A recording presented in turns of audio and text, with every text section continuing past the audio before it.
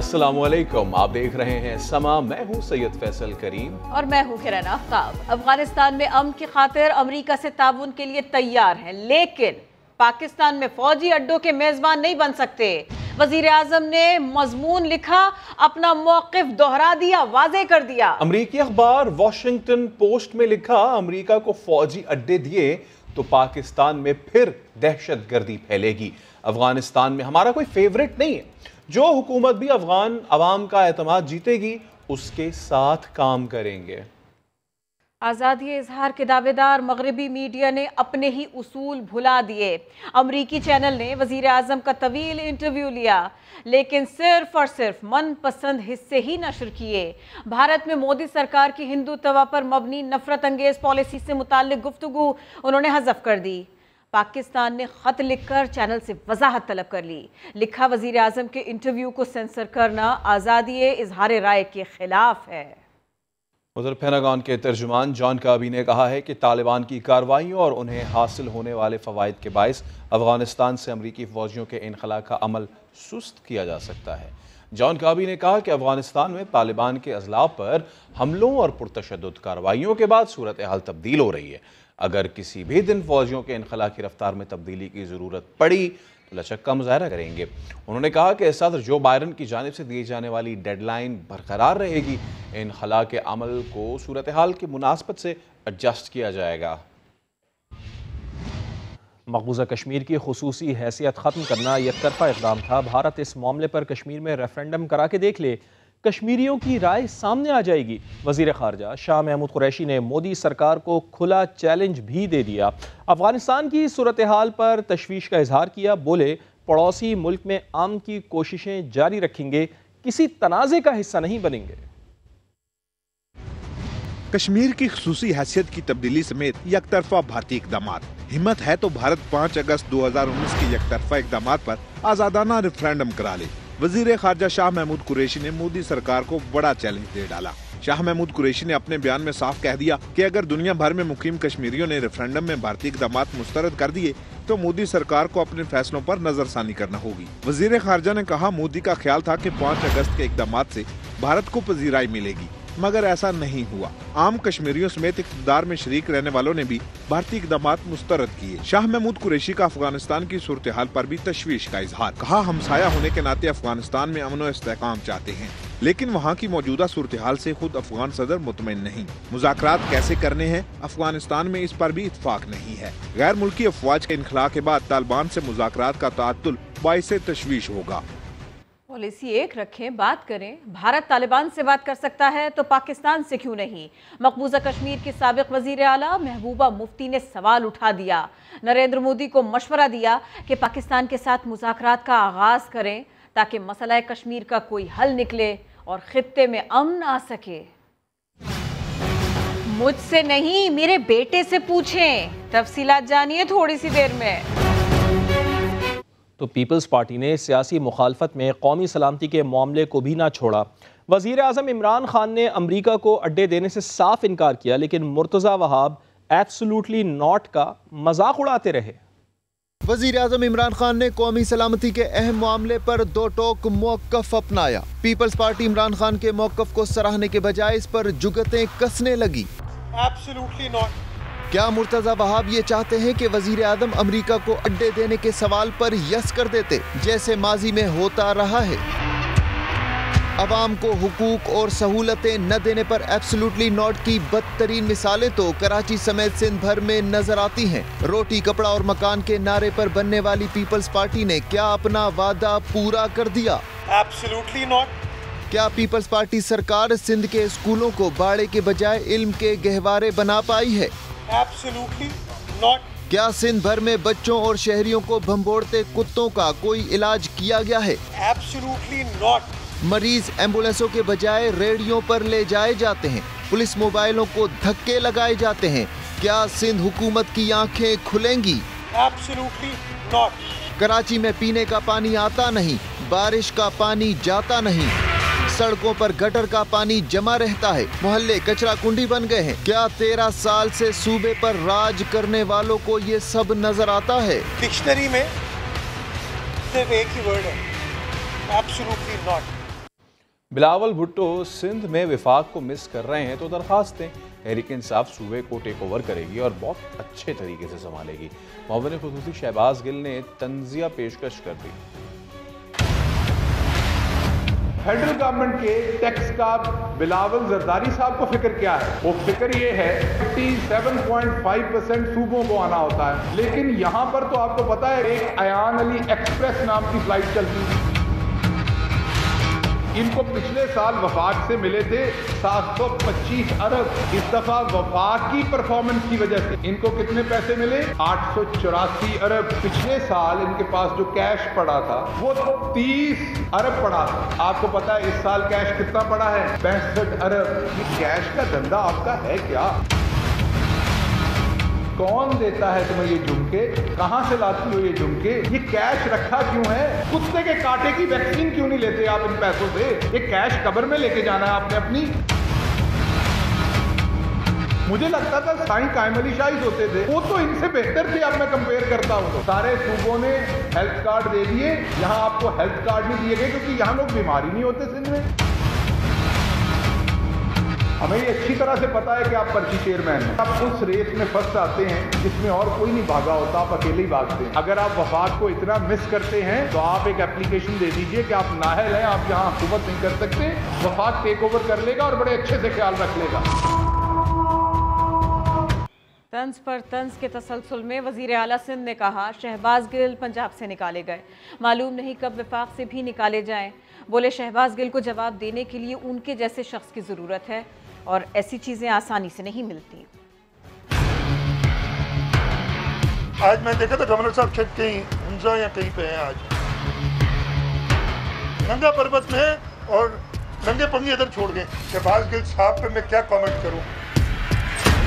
पंजाब में होते थे ना, ये वहां से निकाल दिए गए थे कुछ अर्सा, अब वफाक में पता नहीं कब निकाले जाए। मेरा नहीं ख्याल है कि शहबाज गिल की किसी बात पे कमेंट किया जा सकता है। उसके लिए एक और शहबाज गिल 2 चाहिए, जिसकी तलाश मैंने कहा था जारी है हमारी। कोई ऐसा मिले, लेकिन ऐसी चीजें हमें मिलनी नहीं है। मुझे नहीं पता असद उमर साहब ने क्या कहा। चारों सूबों में किसी सूबे ने वैक्सीन नहीं खरीदी है।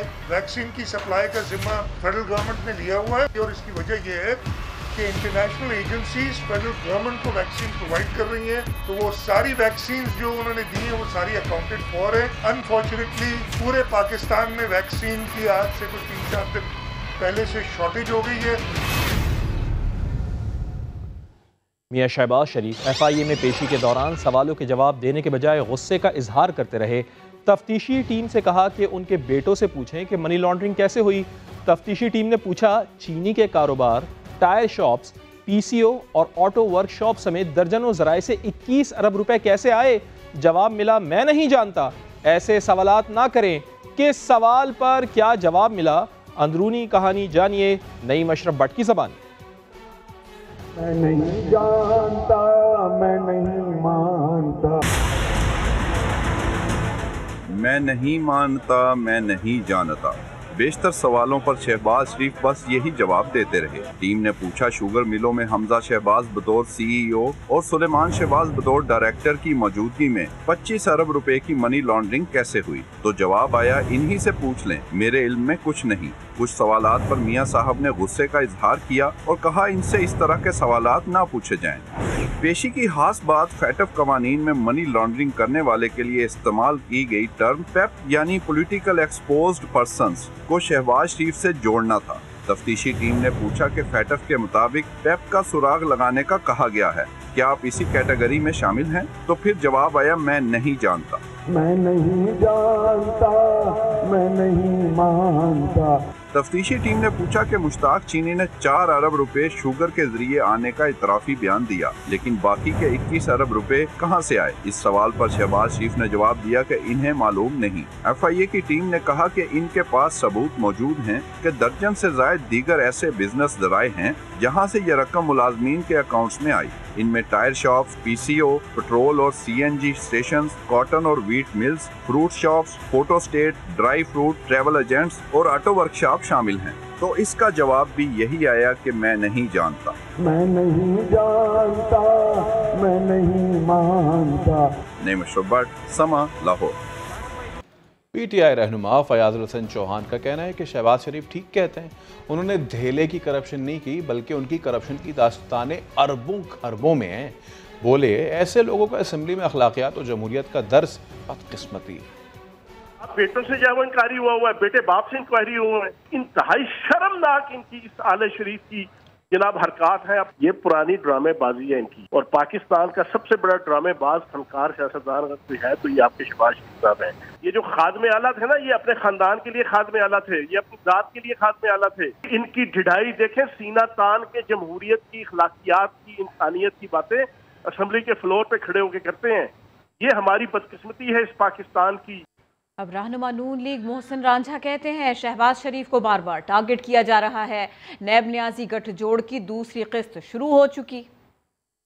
नैब न्याजी गठजोड़ नाकामी के बाद अब ये दूसरी किस्त शुरू हो गई है, और FIA को भी मैं यही मशवरा दूंगा कि माजी में जो सुप्रीम कोर्ट के फैसले हैं उनको पढ़े, हाई कोर्ट के फैसलों को पढ़े, जिसमें वाज़ेह तौर पे ये बात कर दी गई है कि नैब को इंतकामी कार्रवाई के लिए इस्तेमाल किया जा रहा है, और शहबाज शरीफ साहब के ख़िलाफ़ जो नैब के अफसरान हैं वो सबूत इकट्ठे करने में नाकाम रहे हैं। तो अब FIA जो है उसको वो टास्क सौंपा गया है, क्योंकि नैब ने अब इनकार कर दिया है वो गलत मुकदमे बनाने से, और इससे ज़्यादा गलत मुकदमे और जुल्म जो है वो शहबाज शरीफ साहब के साथ नहीं किया जा सकता, या नवाज शरीफ उनकी ख़ानदान से नहीं किया जा सकता। तो अब ये नया ठेका जो है, ये शहजाद अकबर एंड कंपनी ने ये ठेका अब जो है FIA को दे दिया गया है। खबरों में आगे देखिए, बड़े साहब बड़े मुतहर्रिक। सियासी गहमा गहमी भी आपको बताते हैं। स्पीकर पंजाब असेंबली चौधरी परवेज इलाही ने लाहौर में साबिक सदर आसिफ अली जरदारी से मुलाकात की। पंजाब की सियासी सूरत हाल पर तबादला ख्याल किया गया। स्पीकर पंजाब असेंबली चौधरी परवेज इलाही का लाहौर बिलावल हाउस पहुंचने पर आसिफ अली जरदारी ने इस्तकबाल किया। चौधरी परवेज इलाही ने आसिफ अली जरदारी की खैरियत दरियाफ्त की। आसिफ अली जरदारी और चौधरी परवेज इलाही के दरमियान 1-on-1 मुलाकात करीबन 1 घंटा जारी रही। परवेज इलाही का कहना था आसिफ जरदारी ने पंजाब में सेनेट के बिला मुकाबला इंतखाब के लिए मेरे कहने पर ताउन किया, जिस पर शुक्रिया अदा करने आया हूँ। आसिफ अली जरदारी ने भी चौधरी शुजात की सेहत दरियाफ्त की। बुरे हालात की जिम्मेदार कायदे हिज़्ब इख्तिलाफ है। फवाद चौधरी ने अपोजिशन को बिखरा हुआ गिरोह करार दे दिया। बोले अपोजिशन की कोई सियासत है और ना ही क़यादत। उन्हें नजर आ रहा है कि अगले 5 साल भी PTI के हैं। जूं जूं मईशत की रफ्तार बढ़ रही है, अपोजिशन को ब्रेक लग रही है। 2 खानदान बैठे, एक खानदान यहाँ से इस्लामाबाद से पैसे लेता है, पैनामा में के जरिए लंदन में प्रॉपर्टियां खरीदता जा रहा है। दूसरा खानदान यहाँ से पैसे लेता है, वो दुबई में और कनाडा में और पेरिस में प्रॉपर्टीज ले जा रहा है। 13 साल से मुसलसल पीपल्स पार्टी सिंध में बरसर इक़्तिदार है, और आप सिंध की हालत देख लीजिए। अभी तो समझ ही नहीं आ रही अपोजिशन को कि इनका लीडर कौन है। कभी फजलुर रहमान साहब के पास जा रहे होते हैं, कभी शहबाज शरीफ साहब के पास जा रहे हैं, शहबाज शरीफ कहाँ से निकलते हैं हमें नहीं पता, वो कहाँ से हदायत ले रहे होते हैं। लग यूँ रहा है कि अपोजिशन लीडर की पार्टी के अंदर अपोजिशन लीडर का कंट्रोल नहीं। लग यूं रहा है कि PMLN के अंदर फैसले जो हैं वो कोई और करता। अपोजिशन इस यही हालात बजट के, आप तो ने कहा बजट सही नहीं है, आप अपना ऑल्टरनेटिव बजट दीजिए। एक बिखरा हुआ ग्रोह है जिसको हम अपोजिशन कह रहे हैं। को नजर आ रहा है कि अगले 5 साल इमरान खान के, लिहाजा अभी से शुरू कर दो कि धांधली हुई है, धांधली हुई है, धांधली हुई है। ये गलत फहमी है कि इमरान खान की ज़ात को आप निशाना बनाएंगे तो उससे आपकी पॉपुलैरिटी बढ़ेगी। इमरान खान की ज़ात को आप जितना निशाना बनाएंगे इतना ही इमरान खान पॉपुलर होगा। दूसरी जानिब लीगी रहनुमा एहसन इकबाल ने वजीर आजम पर संगीन इल्जाम लगा दिया। कहा इमरान खान को एटमी प्रोग्राम रोल बैक करने की साजिश के तहत मुसल्लत किया गया है। बोले एटमी प्रोग्राम पर कोई समझौता नहीं हो सकता। न्यूक्लियर असासे 22 करोड़ अवाम की मिल्कियत हैं। बिल्ली थैले से बाहर आ गई है। इमरान खान को पाकिस्तान का एटमी प्रोग्राम रोल बैक करने के लिए साजिश के जरिए पाकिस्तान पर मुसल्लत किया गया है। किसने हक दिया इस वजीर आजम को कि ये दुनिया को कहे कि पाकिस्तान का एटमी प्रोग्राम नेगोशिएबल है। पाकिस्तान का एटमी प्रोग्राम इज नॉन नेगोशिएबल। कोई इसके ऊपर समझौता नहीं कर सकता। ये कहते हैं कि जी कश्मीर का मसला हल कर दो, हम एटमी प्रोग्राम बंद करने के लिए तैयार हैं, हमें एटमी डेटरेंस की जरूरत नहीं है। Who has given you this authority? Mr. Imran Khan, you cannot speak on nuclear program of Pakistan. Pakistan का एटमी प्रोग्राम 22 करोड़ अवाम की मिल्कियत है। इस हुकूमत के पास सिर्फ एक ही प्लान है, गालियां निकालो, NRO नहीं दूंगा, उसको जेल में डालो, उस पे झूठा मुकदमा बनाओ। इन्होंने मुस्लिम लीग नून की किरदार कुशी में पाकिस्तान की किरदार कुशी की। आपने मईशत की तरक्की क्रैश कर दी है, तो इसमें हमारा क्या कसूर है? वो कह कर गए थे फवाद चौधरी साहब के हमें ये बताएं कि हमें करना क्या है, तो मैं आपको बताता हूं कि आपने क्या करना है कि मान जाएं कि आपके बस की बात नहीं है, जान छोड़ें, घर को जाएं, ये करें। हमें अपने लिबास, मजहब और सकाफत पर नाज है, कोई लिबरली करप्ट हमारा तर्जुमान न बने। हुकूमत की खातीन अरकान वजीर आज़म के बयान की हिमायत में मैदान में आ गई। If a woman is wearing very few clothes, it will have an impact on the men, unless they're robots. वज़ीर आज़म इमरान खान के इस बयान पर सोशल मीडिया पर बहस छिड़ गई। इमरान खान की हिमायत में पर्दा शरीयत, पर्दा तहफ़्फ़ुज़ टॉप ट्रेंड बन गया। सार्फिन ने बढ़ चढ़ कर इमरान खान का साथ दिया। हुकूमती ख़वातीन अरकान भी मैदान में आए। मुश्तरका प्रेस कॉन्फ्रेंस में वादे किया कि पाकिस्तान में औरत के एम्पावरमेंट की वाहिद अलामत इमरान खान है। मुसलमान होने के नाते मुझे अपने कल्चर पे, अपने मजहब पे और अपने लिबास पे फख्र है, तो कोई लिबरली करप्ट मेरा तर्जुमान न बने। रुकन कौमी असम्बली मलिका बुखारी ने बताया कि मौजूदा वजीर आज़म ने औरतों के हुकूक के लिए कवानीन बनवाए और मंजूर करवाए। कमल शोदब ने कुरान की आयत का हवाला दिया। सूरह अहज़ाब की आयत नंबर 59 है, जिसमें अल्लाह ताला अपने नबी पाक सल्लल्लाहु अलैहि वसल्लम से फरमाते हैं, ए नबी सल्लल्लाहु अलैहि वसल्लम अपनी बीवियों और बेटियों और अहले ईमान औरतों से कह दीजिए कि वो अपने ऊपर अपनी चादरों के पल्लू लटका लिया करें। ये ज़्यादा मुनासिब तरीका है ताकि वह पहचान ली जाए और ना सताई जाए। गर्ज पाकिस्तान में हर खासुआम और ख़वातीन ने वज़ीर आज़म इमरान खान के इस बयान को सराहा। बहस, मुबाहिसे, सियासी लड़ाइयाँ, ये सब कुछ हो रहा है, लेकिन गवर्नर सिंध मगन है। इमरान इस्माइल ने नांगा पर्वत से अवाम के लिए वीडियो पैगाम दिया। कहा अमेरिका और यूरोप न जाइए, खूबसूरती देखनी है तो यहाँ आइए। इस वक्त हम नांगा पर्वत के पास रामा झील की आप देख रहे हैं, पीछे मेरे रामा लेक है, यहाँ पर हम खड़े हैं। ये बड़ा एडवेंचरस टूर एक हमारा रहा है और यहाँ पर आने के लिए हमें पहले जीपी पर ट्रैक, फिर उसके बाद हमें घोड़ों पर यहाँ पे आना पड़ा। टेम्परेचर यहाँ पे फ्रीजिंग है, माइनस में होगा। यहाँ पे इंटरनेट चल नहीं रहा तो बता नहीं सकता क्या है, लेकिन मेरे इस वीडियो का मकसद ये है कि जो लोग यूरोप और अमेरिका जाते हैं, it's a total waste of money. Pakistan में इतनी खूबसूरत जगह अल्लाह ने हमें दी है और इतना ज़बरदस्त टूरिज्म स्पॉट है कि यहाँ पे आके आदमी स्विट्जरलैंड भूल जाए। अपने मुल्क में ज़बरदस्त टूरिस्ट स्पॉट्स हैं और मुझे तो लगता है कि शायद हमने ज़िंदगी ज़ाया की जो यहाँ पर नहीं आए। ना चलेगी चक्की, ना पिसेगा आटा। चौकर पर सेल्स टैक्स लगाने के खिलाफ फ्लावर मिल्स एसोसिएशन ने हड़ताल की धमकी दे दी। मुल्क भर में आटे के बहरान का खदशा पैदा हो गया। चेयरमैन आसिम रजा कहते हैं 24 और 25 जून से गंदम की पिसाई बंद कर दी जाएगी, 30 जून से मुकम्मल हड़ताल होगी।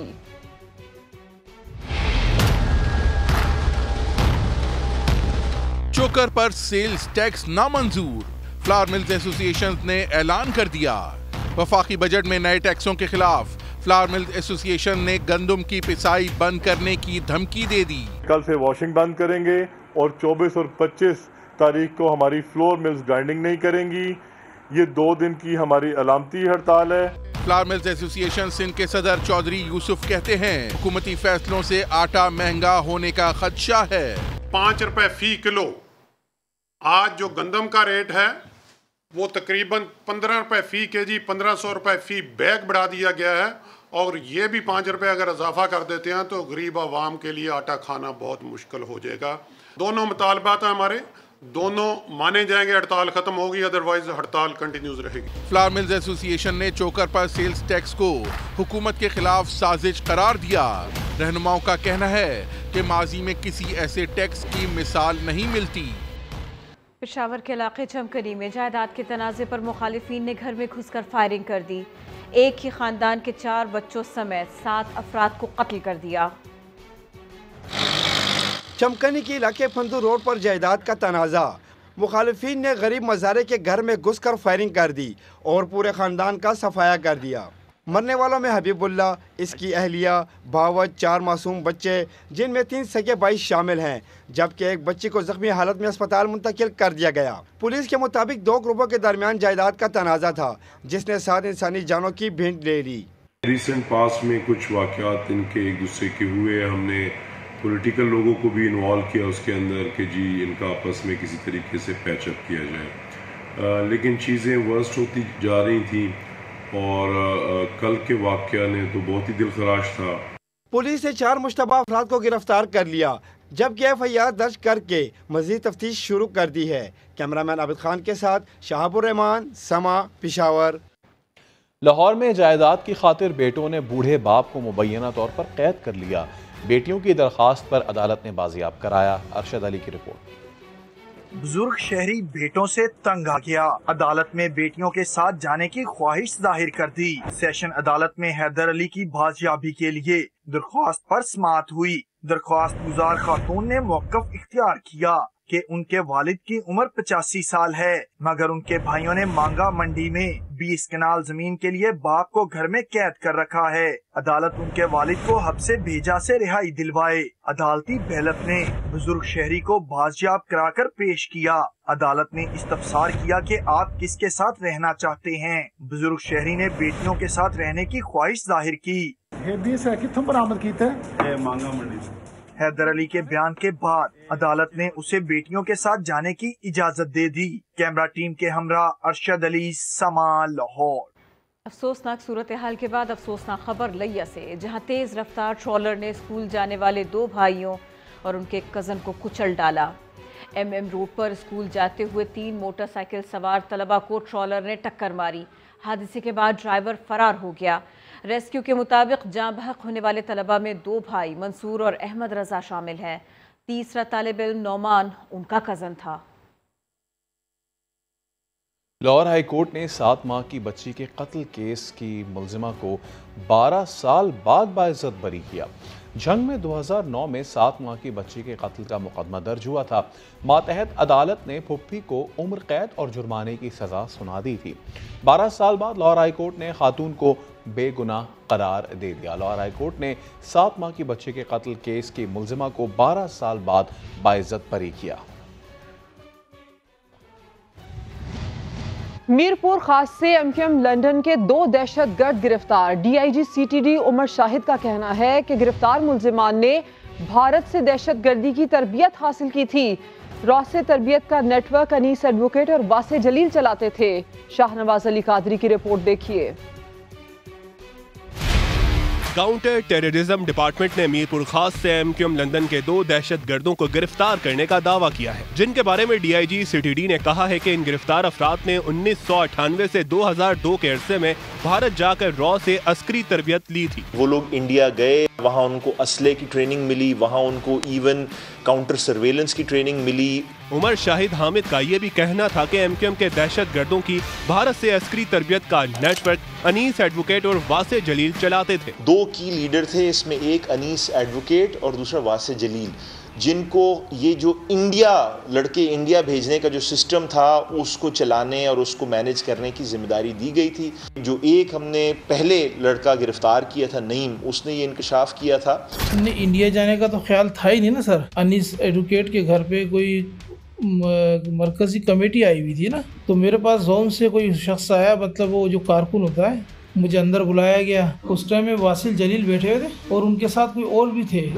अनीस एडवोकेट को गिरफ्तार न करने के सवाल पर डीआईजी सीटीडी का कहना था कि ये तफ्तीशी अफसर का इस्तेकाक है कि किसे कब गिरफ्तार करना है। न्यूज कॉन्फ्रेंस के दौरान गिरफ्तार दहशतगर्दों से बरामद असले की तफसील भी फराहम की गई। सीटीडी के मुताबिक मीरपुर खास से गिरफ्तार दोनों दहशतगर्द एमक्यूएम लंदन की उसी टारगेट किलिंग टीम का हिस्सा हैं जिसके 3 अरकान रमजान में लांढी रेलवे स्टेशन से गिरफ्तार हुए थे। कैमरामैन फरहान यूसुफ के साथ शाहनवाज अली कादरी, समा, कराची। अजीम कव्वाल अमजद साबरी को हमसे पिछले 5 बरस बीत गए, मगर आज भी उनकी आवाज़ हमारे दिलों को गरमाती है। उनकी बरसी का मौका है, आइए उनकी यादें ताज़ा करते हैं। मैं कब्र अंधेरी में घबराऊंगा जब तन्हा, इमदाद मेरी करने आ जाना रसूल अल्लाह, रोशन मेरी तुर्बत को